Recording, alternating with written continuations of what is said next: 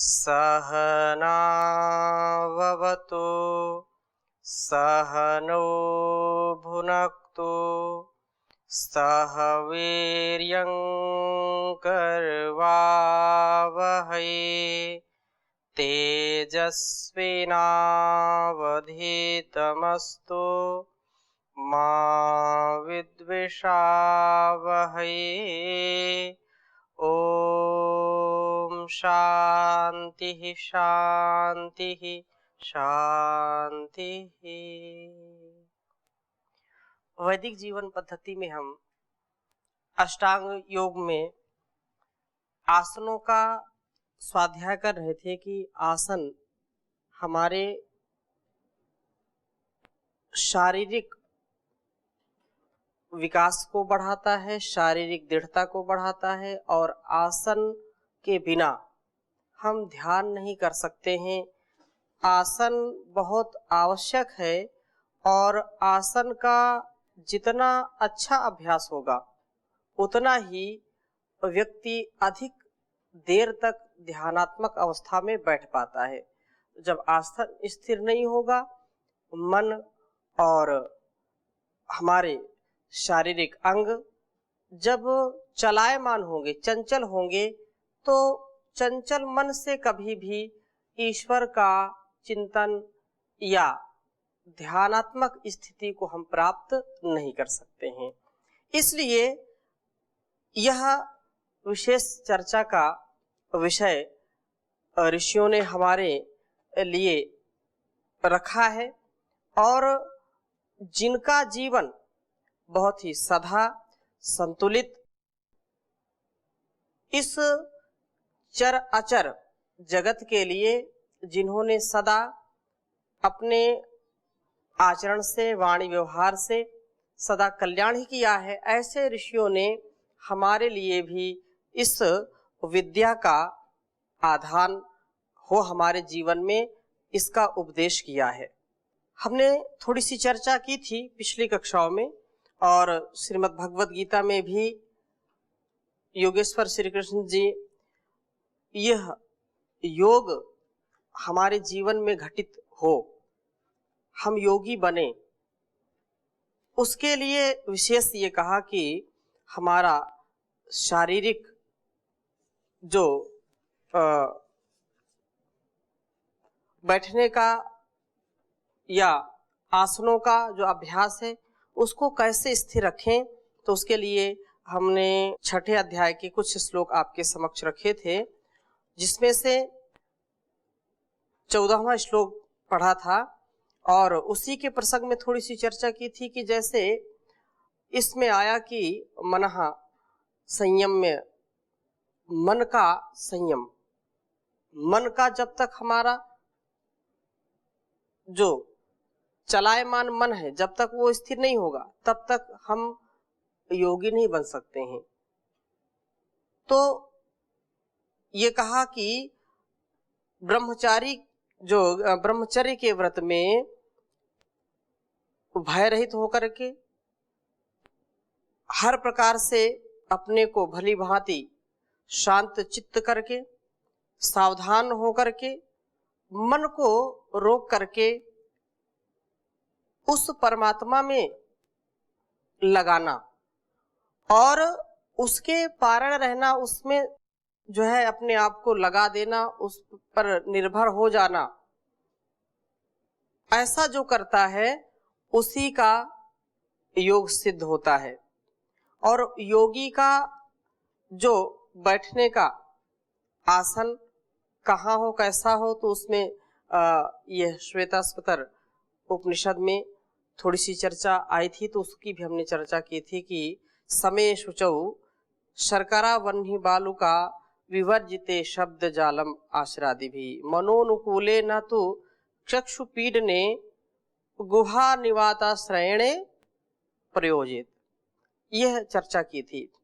और साधक को किस प्रकार से बैठ करके योगाभ्यास करना चाहिए, ध्यान करना चाहिए, क्योंकि आसन की चर्चा चल रही है तो और हम थोड़ा सा इसको देखने का प्रयास करते हैं। श्वेताश्वतर उपनिषद में भी यह और विशेष बात कही, निरुन्नतं स्थाप्य समं शरीरम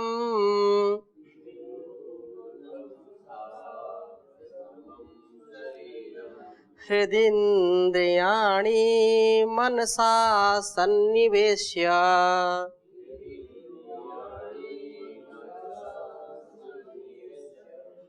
ब्रह्मोऽडुपेन प्रतरेत विद्वान्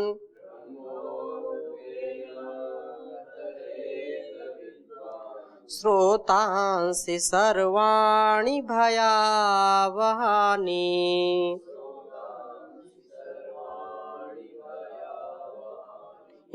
तिरुन्नतं स्थाप्य समं शरीरम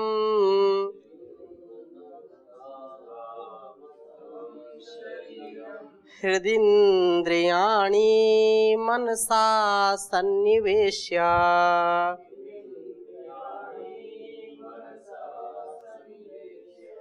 ब्रह्मोऽडुपेन प्रतरेत विद्वान्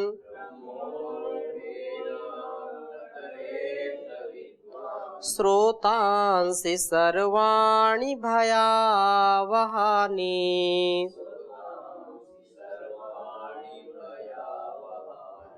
तो बहुत अच्छी बात कही कि बहुत विशेष बात कही कि तिरुन्नतम स्थाप्य समम शरीरम, कि जब हम ध्यान के लिए बैठे आसन हमारा कैसा होना चाहिए, तो कहा कि ध्यान की साधना, ध्यान योग की साधना करने वाले साधक को उन्नत होकर के बैठना, अर्थात बिल्कुल सीधा बैठना, उन्नत, सिर को झुका करके नहीं, ग्रीवा को अर्थात गर्दन को झुका करके नहीं बैठना, उन्नत भाल हो, उन्नत मस्तक हो, बिल्कुल गर्दन भी सीधी हो, सिर सीधा हो और छाती भी बिल्कुल सीधी हो, झुक करके नहीं। ये तीनों अर्थात सिर, ग्रीवा और छाती, तीनों को उन्नत करके सीधा बैठना, सीधा रखते हुए अगली बात कही कि हृदिन्द्रियाणि मनसा सन्निवेश्य, कि समस्त इंद्रियों को बाह्य विषयों से हटा करके मन द्वारा हृदय में सन्निवेशित करके ब्रह्म, उस ब्रह्म रूपी नौका से सभी राग द्वेष ब्रह्मोडुपेन प्रतरेत विद्वान, कि वह ब्रह्म रूपी नौका जो नाव है, उस ब्रह्म रूपी नौका से सभी राग द्वेष, ईर्षा द्वेष छल कपट आदि इन भयावह द्वेष रूपी भयावह स्रोतों अर्थात जो प्रवाह है उसको पार कर लेना चाहिए। ऐसे राग द्वेष से युक्त व्यक्ति कभी भी योगी नहीं बन सकता, कभी भी अध्यात्म जीवन को जी नहीं सकता। अपने जीवन को श्रेष्ठ बनाने के लिए व्यक्ति को बहुत ही संयमित इंद्रियों से मन में उस परब्रह्म परमेश्वर के प्रति श्रद्धा भक्ति रखते हुए निष्कपट, निश्चल, निर्द्वंद्व, निर्भर होते हुए इन जो दुर्गुण है, दुर्व्यसन है, इन भयावह बहुत जो भयंकर हैं, हमारे जीवन को जो डुबो देते हैं, उस जीवन को हम कैसे अच्छा बना सकते हैं, कैसे इससे पार उतर सकते हैं। तो कहा कि ब्रह्म रूपी नौका में अपने आप को समर्पित कर दीजिए। तो ये छोटे छोटे लेकिन बहुत ही हमको पतित करने वाले दुर्गुण हैं, इनसे बचें। ये बात बिल्कुल स्पष्ट है, लेकिन व्यवहार में जब उतरेगी तब ये अनुभव आएगा। थोड़ा थोड़ा अभ्यास से हमारा जीवन श्रेष्ठ बन जाता है। और जब हम अभ्यास नहीं करते हैं, योगाभ्यास के लिए बैठते नहीं हैं, तो कभी भी हो नहीं सकता। इसलिए आसन की सिद्धि परम आवश्यक है। जब तक आसन की सिद्धि नहीं होगी तब तक हम विशेष रूप से योग्यता को प्राप्त नहीं हो सकते हैं। गीता में भी आगे यही बात कही, युञ्जनेवं सदात्मानं योगी नियता मानसः शांतिम निर्वाण परमां संस्थाम अधिगच्छति।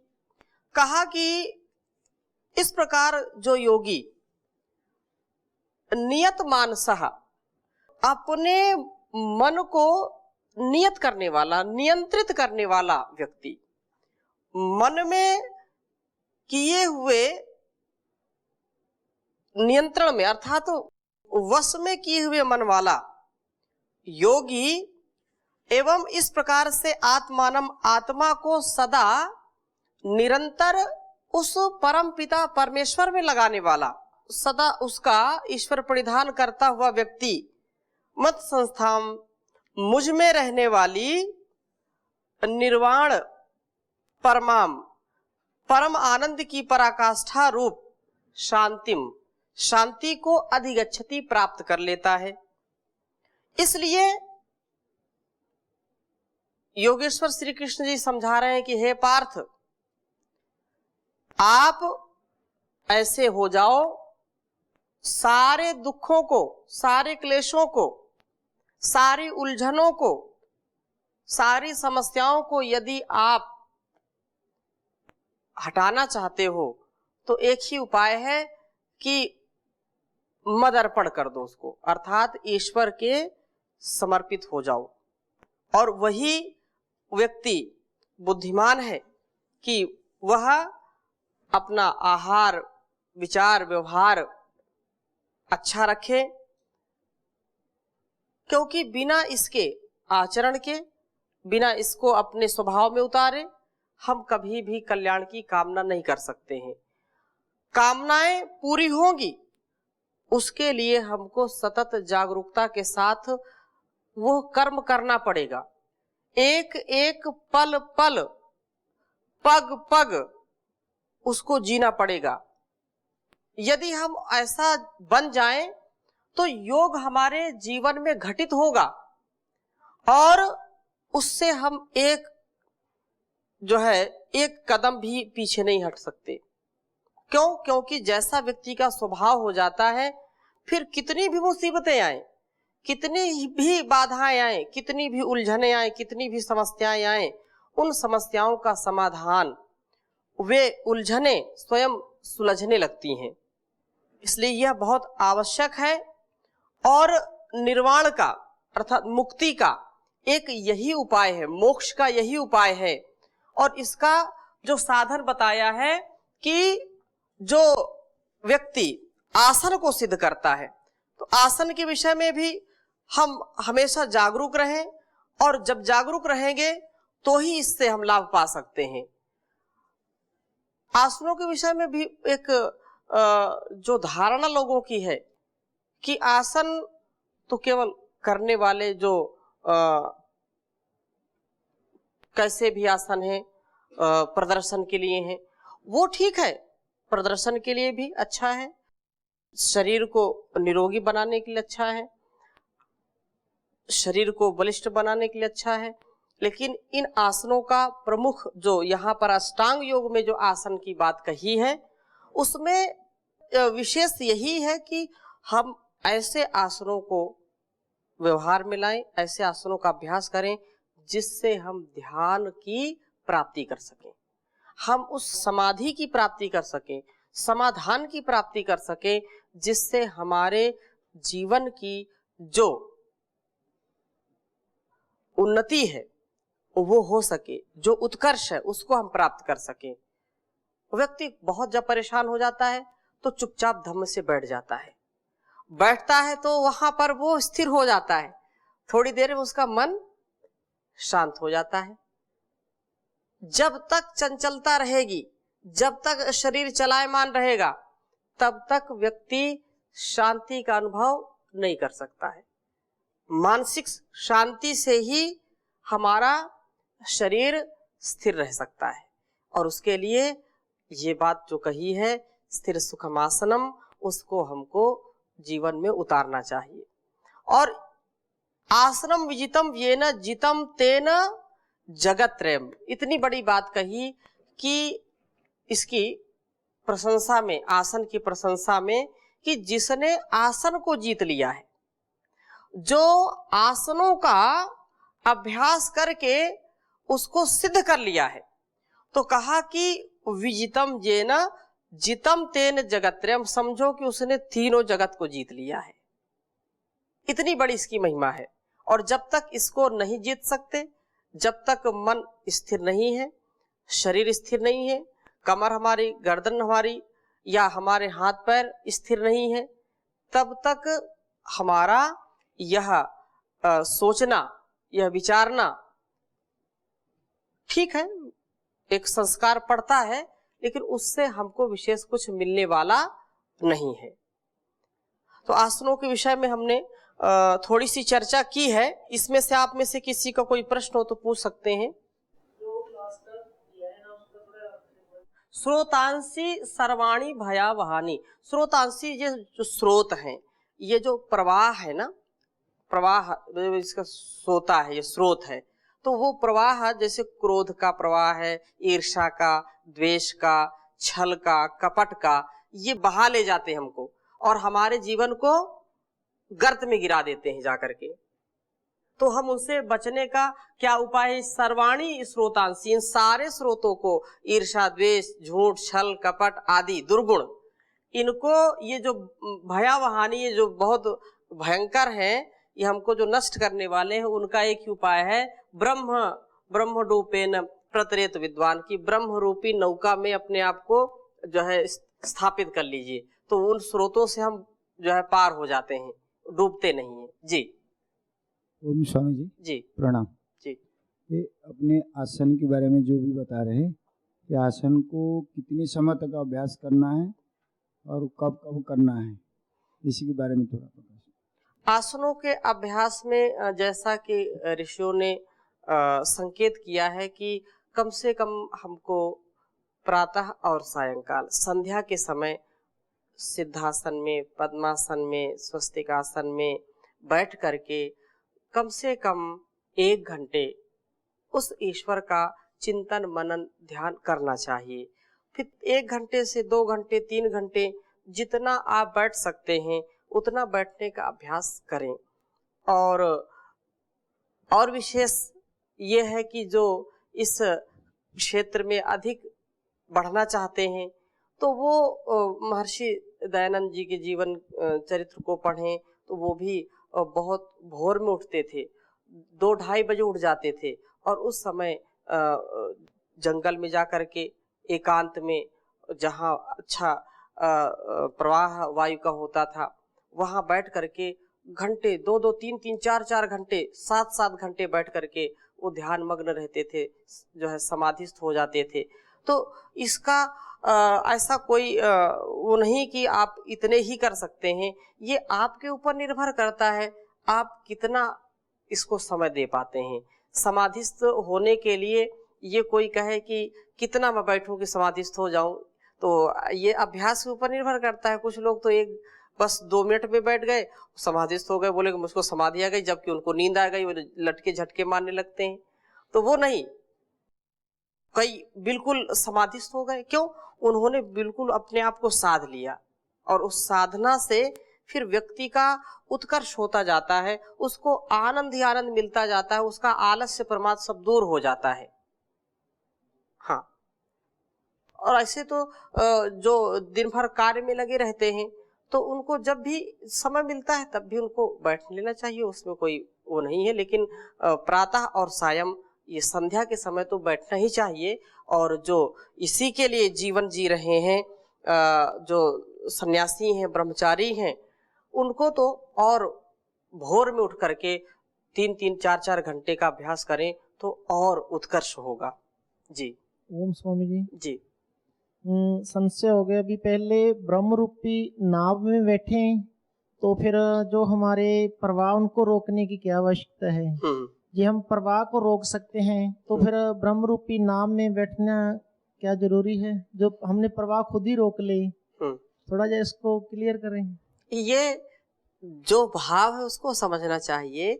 ब्रह्म रूपी बात कहने का एक ढंग होता है।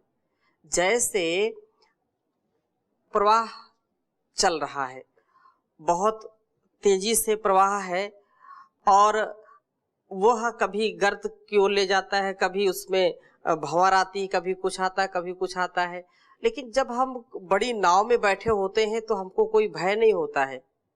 तो ऐसे ही ईश्वर, वो बात कहने की है कि ईश्वर रूपी नौका में अर्थात उस परमात्मा में जब हम स्थिर हो जाते हैं, उसका हम जब आलंबन लेते हैं, तो हमारे अंदर के जो प्रवाह फूटते रहते हैं, हमारे अंदर के जो ऐसी गतिविधि होती रहती हैं जो हमको जहां नहीं जाना चाहिए वहां भी लेकर के चले जाते हैं।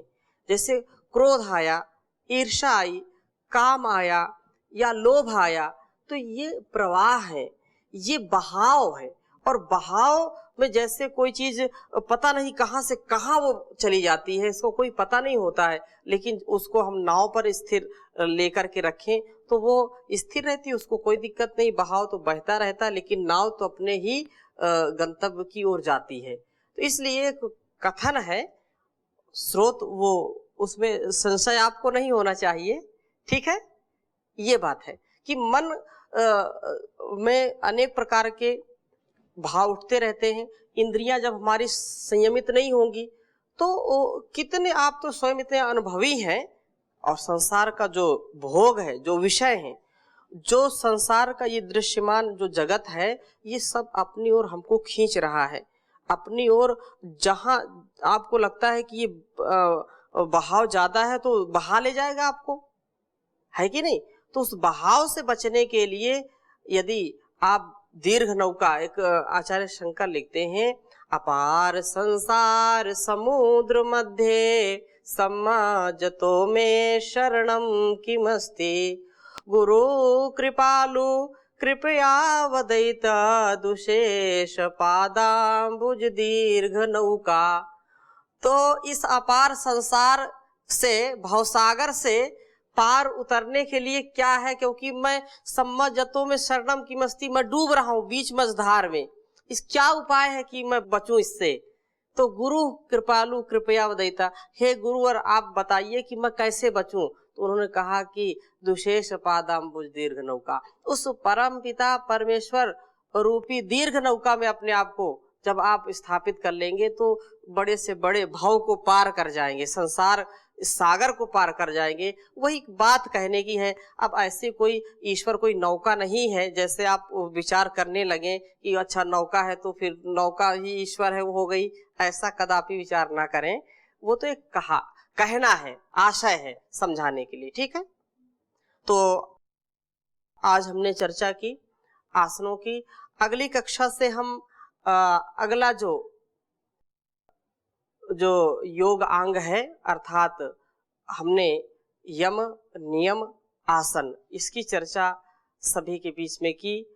अगला जो अंग आने वाला है बहुत महत्वपूर्ण है, और परम पूज्य स्वामी जी महाराज ने तो इसको करके दिखाया है, पूरी दुनिया को जगाया है, प्राणायाम।